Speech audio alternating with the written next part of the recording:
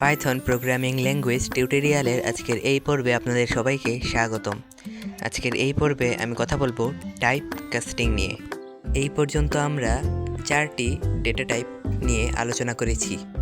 এর মধ্যে আছে স্ট্রিং, নাম্বারিক, বুলিয়ান এবং নান টাইপ ডেটা। আজকে আমরা আলোচনা করব কিভাবে একটি ডেটাকে অন্য একটি ডেটাতে রূপান্তর করা যায়, যাকে বলে টাইপ কাস্টিং। আচ্ছা, এর জন্য প্রথমেই আমরা যেই ডেটার থেকে যেই ডেটাতে কনভার্ট করব সেটি হলো স্ট্রিং থেকে নাম্বার। অর্থাৎ আমরা কিভাবে স্ট্রিং থেকে নাম্বারে একটি ডেটা কনভার্ট করতে পারি তা। আচ্ছা, এর জন্য আমরা একটি ভেরিয়েবল ডিক্লেয়ার করব স্ট্রিং নাম্বার নামে, এবং তার মধ্যে স্ট্রিংয়ের মধ্যে অর্থাৎ ডাবল কোটেশনের মধ্যে একটি নাম্বার দিব। এখানে যে কোনো একটি নাম্বার দিলেই হবে। এখন এর পরের লাইনে আমরা এই স্ট্রিং নাম্বারকে নাম্বার টাইপ ডেটাতে পরিবর্তন করব, অর্থাৎ টাইপ কাস্টিং করব। এর জন্য আরেকটি ভেরিয়েবল নিলাম নাম্বার নামে। এর ভিতরে আমরা একটি ফাংশন লিখব ইন্ট, অর্থাৎ ইন্টিজার নাম্বার, এবং এই ইন্ট ফাংশনের ভিতরে আমরা উপরের স্ট্রিং নাম্বার ভেরিয়েবলটিকে বসিয়ে দেব। এখন এর নিচের লাইনে আমরা এই নাম্বার ভেরিয়েবলটিকে প্রিন্ট করব।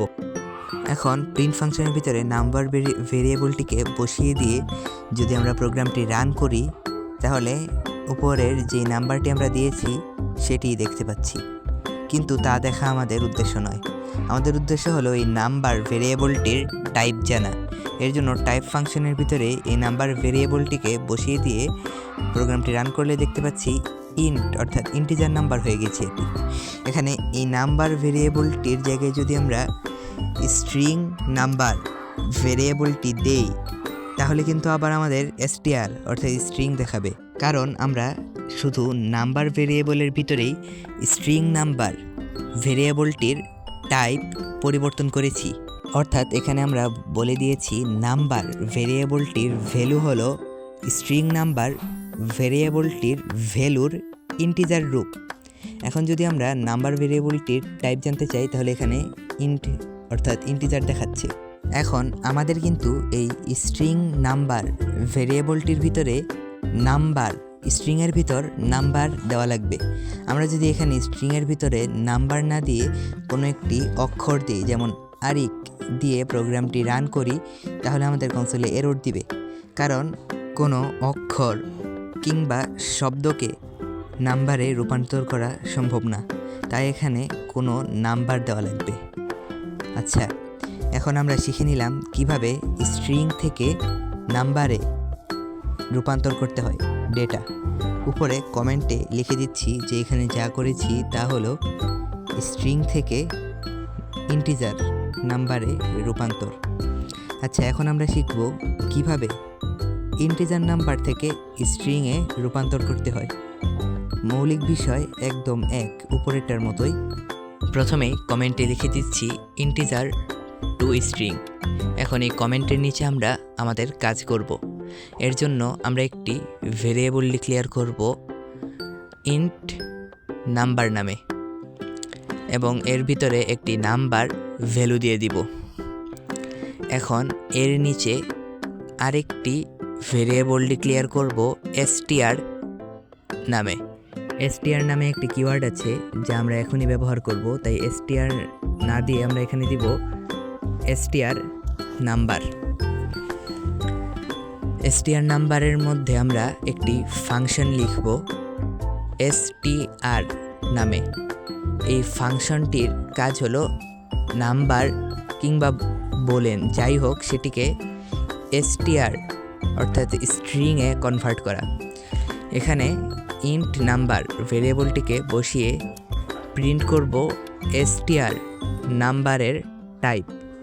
এর জন্য আমরা টাইপ ফাংশনটি লিখে টাইপ ফাংশনের ভিতরে str নাম্বার বসিয়ে দিব। এখন যদি আমরা প্রোগ্রামটি রান করি, তাহলে কনসোলে দেখতে পাবো যে এখানে তৃতীয় নাম্বার লাইনে str দিচ্ছে। উপরের দুটো হলো আগের কোডের আউটপুট।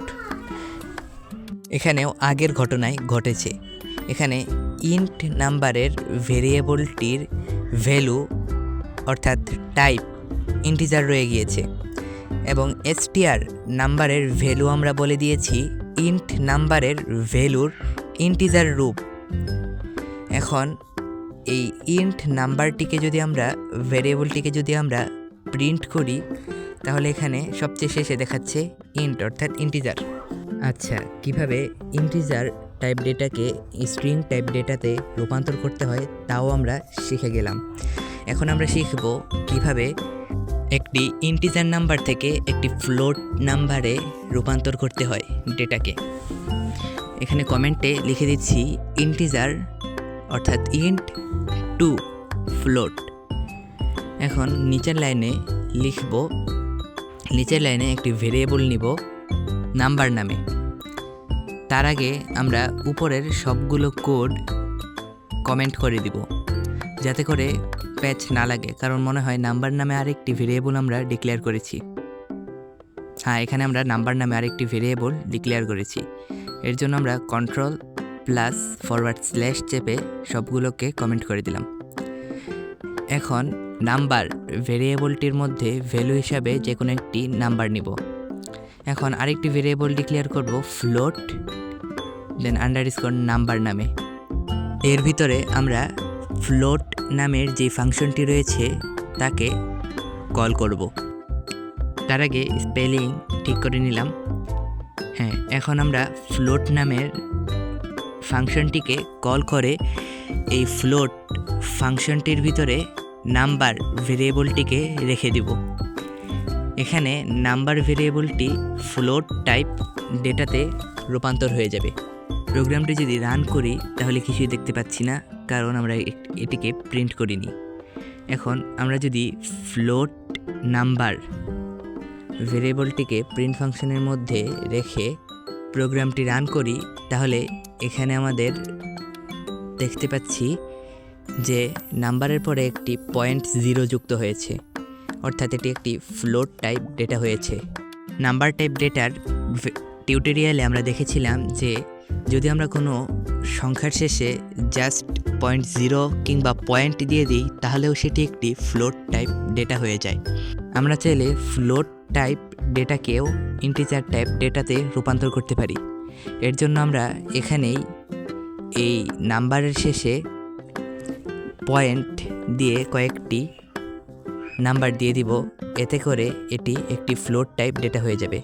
এবং এখানে যদি ইন্ট কিওয়ার্ডটি লিখে প্রোগ্রামটি রান করি তাহলে দেখতে পাচ্ছি পয়েন্টের পরের নাম্বারগুলো নেই, অর্থাৎ এটি একটি পূর্ণাঙ্গ ইন্টিজার সংখ্যা হয়ে গিয়েছে।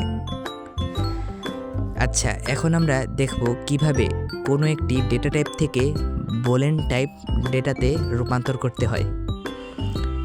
এখানে কিন্তু অন্য সব ডেটার মতো ঘটনা ঘটবে না, বরং এখানে একটু অন্যরকম ঘটনা ঘটবে। আচ্ছা, সেটা প্র্যাকটিক্যালি দেখি। এখানে আমরা স্ট্রিং থেকে বুলিয়ান টাইপে রূপান্তর করতে চাই। এর জন্য স্ট্রিং নামে একটি ভেরিয়েবল ডিক্লেয়ার করছি এবং এর ভিতরে আমরা ভ্যালু হিসাবে স্ট্রিংয়ের মধ্যে দিব ট্রু, TRUE।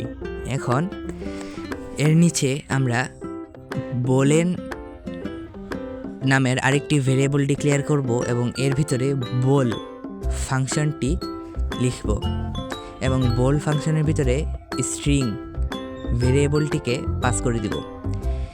এরপরে যদি আমরা নিচের লাইনে প্রিন্ট করি টাইপ অফ বুলিয়ান ভেরিয়েবল, তাহলে আমরা কনসোলে দেখতে পাবো এটি একটি বুলিয়ান ডেটা হয়ে গিয়েছে। এখানে দেখতে পাচ্ছি ক্লাস বোল, অর্থাৎ এটি একটি বুলিয়ান টাইপ ডেটা। এখন ধরা যাক আমরা স্ট্রিংয়ের মধ্যে ট্রু না দিয়ে অন্য কোনো লেটার দিলাম, তাহলেও আমাদের বুলিয়ান টাইপ ডেটা দেখাচ্ছে, কিন্তু আমরা কিন্তু এখানে ট্রু দেইনি, তারপরও আমাদের এখানে বুলিয়ান টাইপ ডেটা দেখাচ্ছে। এখানে যদি আমরা ট্রু পুরাপুরি কেটে এরপরে আবার প্রোগ্রামটি রান করি তাহলেও বোল টাইপ ডেটা দেখাচ্ছে। এখন আমরা এই বুলিয়ান টাইপ ডেটাটিকে টাইপ ফাংশন ছাড়া যদি শুধু প্রিন্ট করি তাহলে ট্রু দেখতে পাচ্ছি, কিন্তু আমরা স্ট্রিংয়ের মধ্যে ট্রু দেইনি। আচ্ছা, এখন যদি আমরা একটি এমটি স্ট্রিং দেই এবং প্রোগ্রামটি রান করি তাহলে ফলস দেখতে পাচ্ছি। এর মানে আমরা বুঝলাম যেই ডেটা টাইপ থেকে আমরা বুলিয়ান টাইপ ডেটাতে রূপান্তর করব, সেই ডেটা টাইপে যদি কোনো ডেটা থাকে তাহলে সেটি ট্রু রিটার্ন করবে, আর যদি কোনো ডেটা না থাকে তাহলে ফলস। এখানে আমরা যদি সংখ্যা দেই তাহলেও ট্রু রিটার্ন করছে, কিন্তু আবার যদি আমরা এখানে নান দেই তাহলে আবার ফলস রিটার্ন করবে, এখানে ফলস রিটার্ন করছে। অর্থাৎ যেই ভেরিয়েবলটিকে আপনি বুলিয়ান টাইপে রূপান্তর করবেন সেটির মধ্যে যদি কিছু থাকে তাহলেই সেটি বুলিয়ান টাইপে রূপান্তর করার পর ট্রু রিটার্ন করবে, আদারওয়াইজ ফলস রিটার্ন করবে। যেমন যদি আমরা এমটি স্ট্রিং দিই তাহলে স্ট্রিং টাইপ ভেরিয়েবলের মধ্যে কিছুই ছিল না, তাই এটি ফলস রিটার্ন করেছে। কিন্তু আমরা যদি স্ট্রিংয়ের মধ্যে কোনো লেটার দেই তাহলে এটি ট্রু রিটার্ন করবে, কারণ স্ট্রিং টাইপ ডেটার মধ্যে একটি ভ্যালু ছিল। তেমনি আমরা যদি কোনো নাম্বারকে বুলিয়ান টাইপ ডেটাতে রূপান্তর করতে যাই তখন নাম্বারের মধ্যে যদি কোনো ভ্যালু থাকে, অর্থাৎ নাম্বারটি যদি 0 না হয় তাহলে বুলিয়ান টাইপে রিটার্ন করবে ট্রু, আর যদি নাম্বারটি 0 হয় তাহলে রিটার্ন করবে ফলস। আবার নাম্বারটি যদি দশমিক সংখ্যা হয় তাহলেও কিন্তু বুলিয়ান টাইপে রূপান্তর করার পর রিটার্ন করবে ট্রু। আশা করি বোঝাতে পেরেছি। এই ছিল আজকের ভিডিওটি কেমন লাগলো তা আমাকে কমেন্টে জানাতে ভুলবেন না। ভিডিওটির কোথাও যদি আপনার বুঝতে সমস্যা হয় তাহলে অবশ্যই কমেন্টে জানাবেন। এই ভিডিওটি নিয়ে যদি আপনার আরও কোনো বেটার সাজেশন থাকে তাহলে অবশ্যই কমেন্টে ফিডব্যাক দিবেন। সবাই ভালো থাকবেন, সুস্থ থাকবেন, দেখা হবে পরের কোনো একটি ভিডিওতে।